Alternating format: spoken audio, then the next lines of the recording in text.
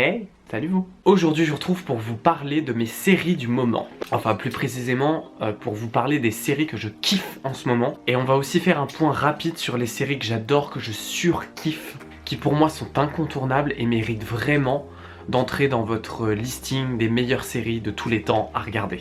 Et surtout parce qu'en ce moment il y a pas mal de séries sympas je trouve et que je me laisse vraiment tenter par la découverte, de la nouveauté, de tout ce qu'il y a de plus créatif en termes de séries télévisuelles. Ouais, en fait je me laisse porter par Netflix quoi. Alors pour commencer, il y a une série que j'aime énormément. Si vous suivez ma chaîne depuis longtemps, vous savez qu'il s'agit de Game of Thrones. Game of Thrones est bien sûr un incontournable, je pense que c'est sans aucune hésitation la série du siècle. Cette série, elle porte tellement loin ses personnages, elle est basée sur un background vraiment énorme et même si par rapport au livre elle exploite pas tout, mais il faut vous dire une chose, c'est que quand on lit un livre, en fait on retranscrit nos pensées par rapport à ce qu'on lit.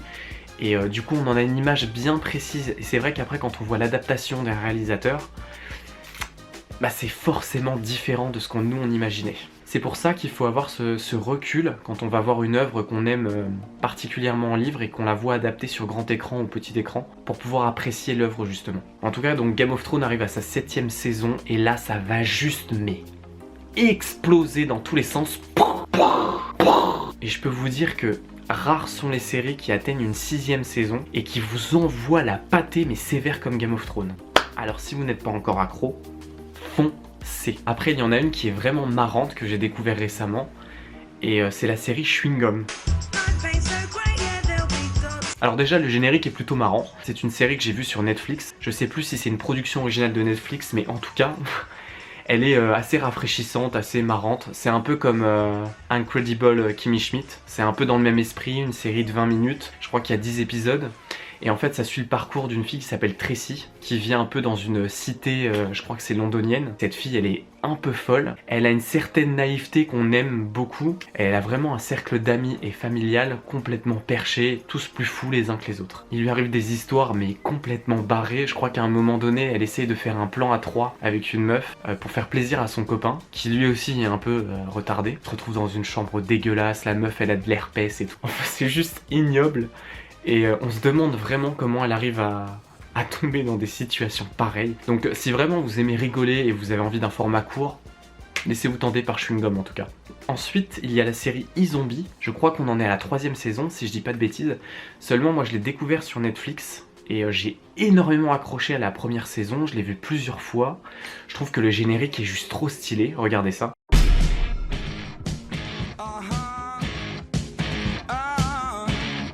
C'est raconté un peu à la manière d'un comics. L'histoire est originale parce que ça traite le cas d'un zombie mais pas comme dans Walking Dead en fait. Ça le traite avec un certain second degré et j'ai été plutôt surpris par la série qui nous offre des rebondissements auxquels on s'attend pas toujours. C'est pas la série du siècle mais c'est quelque chose de plutôt sympathique à regarder, un peu popcorn. Donc ça passe crème. Donc je vous avoue que j'ai vu que la première saison mais que je compte bien rattraper mon retard très vite. Ensuite il y a une série que je viens tout juste de finir et pour laquelle vous avez dû être saturé sur les réseaux sociaux, 13 Reasons Why. Cette série, je l'appréhendais un petit peu parce que en fait je trouvais qu'il y avait une ambiance très ado et je sais pas comment expliquer mais ce genre de série un peu comme Scream qu'ils ont récemment adapté aussi en série sur Netflix, il y a un côté très lisse, très propre, les personnages sont physiquement des canons, bien maquillés même quand ils sont en larmes ou qu'ils sont pas bien. Je sais pas comment expliquer ça, il y a toujours une certaine esthétique clean et polissée en fait.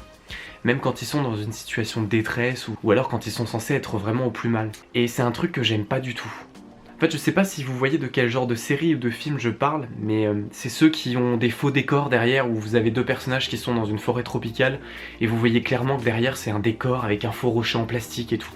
C'est-à-dire qu'on sent qu'au niveau budget il y a des raccourcis quoi.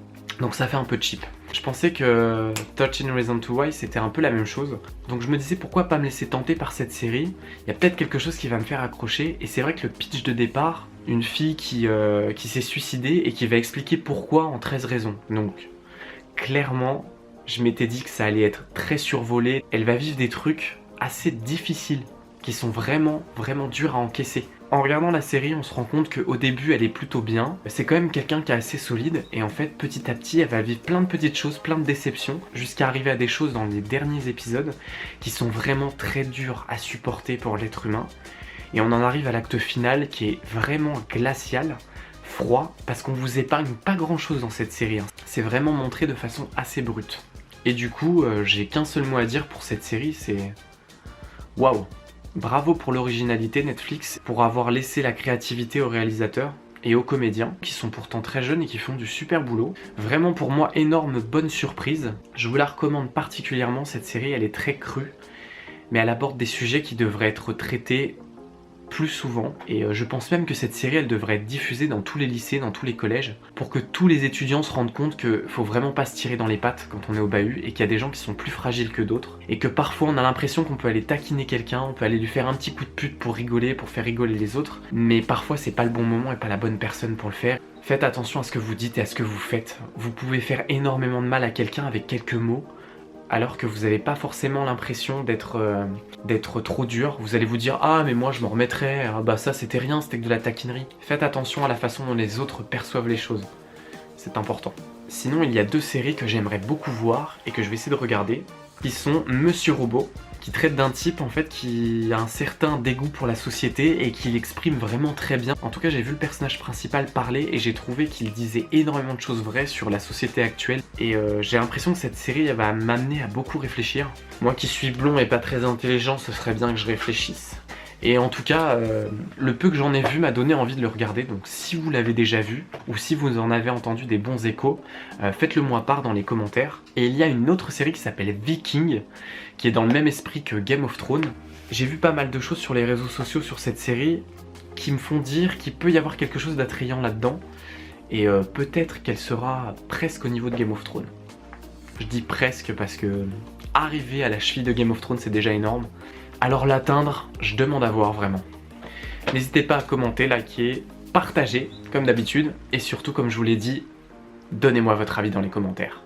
Et moi je vous dis à bientôt pour une prochaine vidéo. Bye!